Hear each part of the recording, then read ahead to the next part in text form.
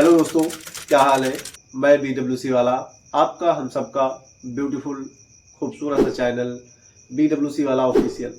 आप चाहे class 10th में हैं और चाहे क्लास 11th में, 12th में या क्लास 8 9th में हैं, ये वीडियो सभी के लिए है। अगर आप किसी भी क्लास में नहीं हैं तो भी ये आपके लिए वीडियो इम्पोर्टेंट होने वाला है, क्योंकि इस वीडियो में या इस पार्ट में हम बात करेंगे फीमेल रिप्रोडक्टिव सिस्टम के बारे में।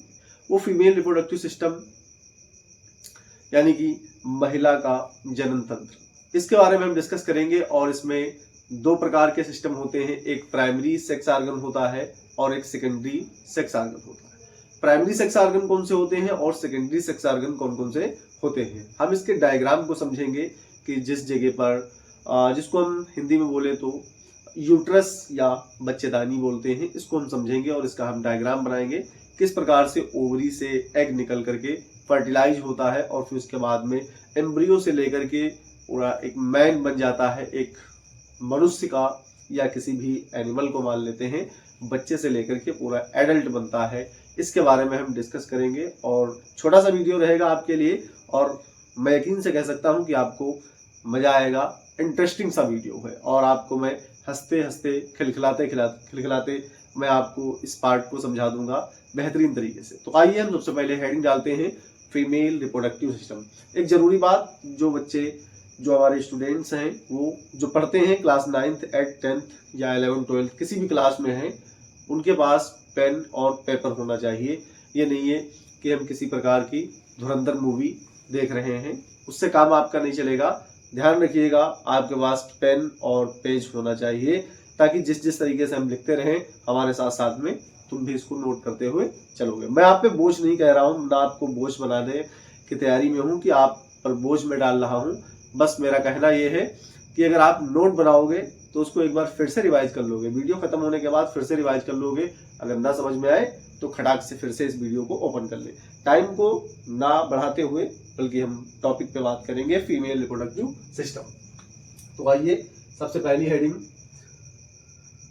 Female reproductive system. Female reproductive system के बारे में हम डिस्कस कर रहे हैं, फीमेल रिप्रोडक्टिव सिस्टम। और वो फीमेल रिप्रोडक्टिव सिस्टम जिसको हमको जानना बड़ा अच्छा लगता है, सुनने में भी अच्छा लगता है, और वो बच्चे इस वीडियो पे कोई भी गलत कमेंट नहीं करेंगे। इस टॉपिक को हर व्यक्ति को जानना है, इसको कोई मजाक या मस्ती में नहीं लेगा, इसको इमोशनल होकर सुनना है। अगर इमोशनल होकर सुनोगे तो आपको समझ में आएगा। हर स्टूडेंट्स की सिस्टर्स या उनके घर अलग अलग प्रकार के लोग रहते हैं, तो आपको पता ही होना चाहिए, सिस्टर्स हैं, मदर्स हैं, या आपके कोई भी कजन हो सकते हैं। अगर फीमेल वीडियो देख रहे हैं तो कोई भी ऐसे कमेंट ना करें जिससे इस वीडियो में कोई भी बवाल होने की संभावना उठे। बहुत आसान है, बहुत इजी है। ये क्लास 8 और क्लास 9 10th 11 12 सभी बुक्स में अवेलेबल है, प्रेजेंट है। ये बहुत ही इंपॉर्टेंट टॉपिक है, फीमेल रिप्रोडक्टिव सिस्टम।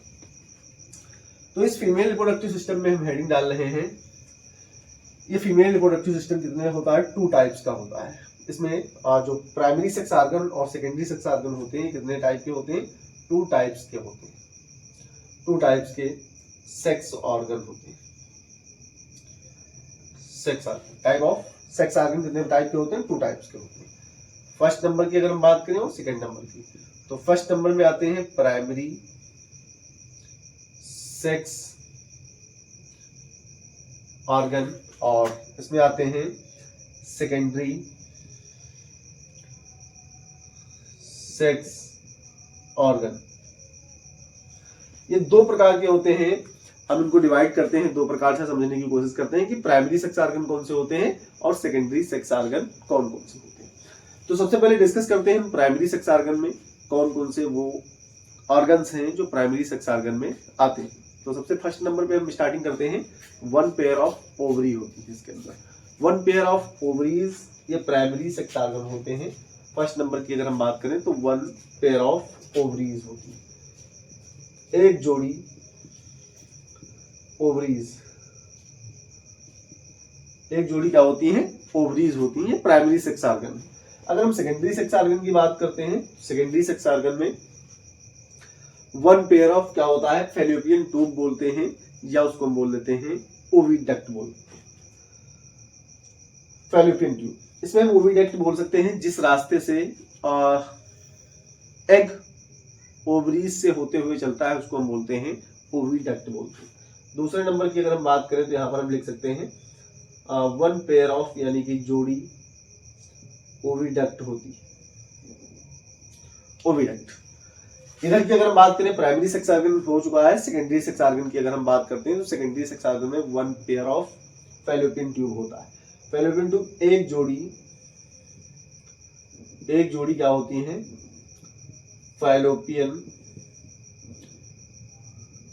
ट्यूब होती है। फैलोपियन ट्यूब एक जोड़ी क्या होती है, फैलोपियन ट्यूब होती है। और एक होती है यूट्रस। दूसरे नंबर पे अगर हम बात करें, यूट्रस मतलब गर्भाशय, इसको बोलते हैं यूट्रस बोल देते हैं, यूट्रस हो गया। फिर उसके बाद में वन यानी कि वेजाइना होती है। थर्ड नंबर की अगर हम बात करें तो वेजाइना होती है, हिंदी में बोले तो योनि, योनि होती है। इसके अलावा अगर और हम बात करते हैं तो इसमें सर्विक्स पाया जाता है। फोर्थ नंबर की अगर हम बात करते हैं तो इसके अंदर सर्विक्स पाया जाता है, और सर्विक्स के अलावा इसमें वल्वा पाया जाता है। फिफ्थ नंबर पे वल्वा पाया जाता है, वल्वा। और सिक्स्थ नंबर की अगर हम बात करते हैं तो सिक्स्थ नंबर पे मेमेरी ग्लैंड्स पाई जाती है, मेमेरी ग्लैंड्स। ये सेकेंडरी सेक्स ऑर्गन होते हैं। और इसके अलावा फीमेल की बॉडी पे हेयर्स नहीं होते हैं, उसके फेस पे क्या होते हैं, हेयर्स एब्सेंट होते हैं। और इसके अलावा इनकी जो वॉइस होती है वो कैसी हो जाती है, पतली वॉइस हो जाती है, इनकी वॉइस जो होती है पतली हो जाती है। और इसके अलावा इनकी जो मसल्स होती हैं वो कैसी होती हैं, स्मूथ टाइप की मसल्स होती हैं, ज्यादा स्ट्रॉन्ग टाइप की मसल्स नहीं होती। ये सेकेंडरी सेक्स ऑर्गन हो गए। वन जोड़ी ओवरीज होती है, एक जोड़ी ओविडक्ट होती है। ये काम क्या करते हैं, ये ले जाने का काम करते हैं। ओवरीज क्या करती है, हर मंथ में एक एक egg left and right ovaries से अलग अलग डिफरेंट मंथ में एक एक एग रिलीज होता है। और ओविडक्ट जो होती है ये ले जाने का काम करती है। कहां पर ले जाने का काम करती है, फिम्बरी द्वारा एग को उठा लिया जाता है। अभी हम डायग्राम आपके सामने बनाएंगे, आप अच्छी तरीके से इसको समझेंगे। आप इसके चाहे तो स्क्रीनशॉट ले सकते हैं। आपने इसका स्क्रीनशॉट ले लिया होगा, मैं इसका डायग्राम बनाने की कोशिश करता हूं। 1 2 3।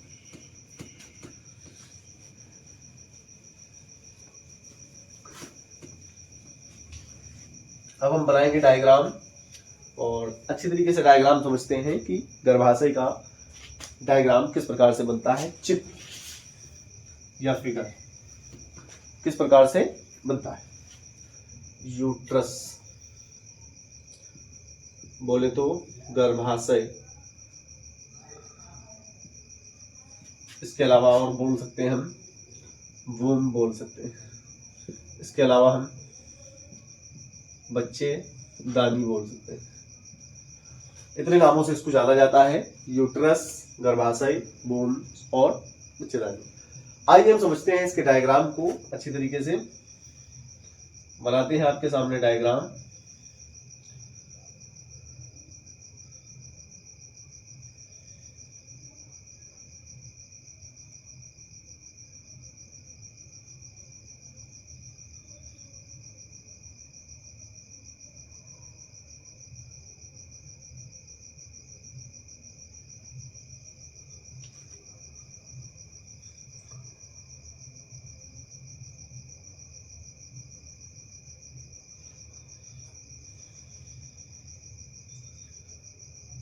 ये होता है ट्रायंगल लाइक स्ट्रक्चर होता है। कैसा होता है, ट्रायंगल लाइक स्ट्रक्चर होता है, ट्रायंगल लाइक। हमारे साथ में इसको बनाने की कोशिश करेंगे।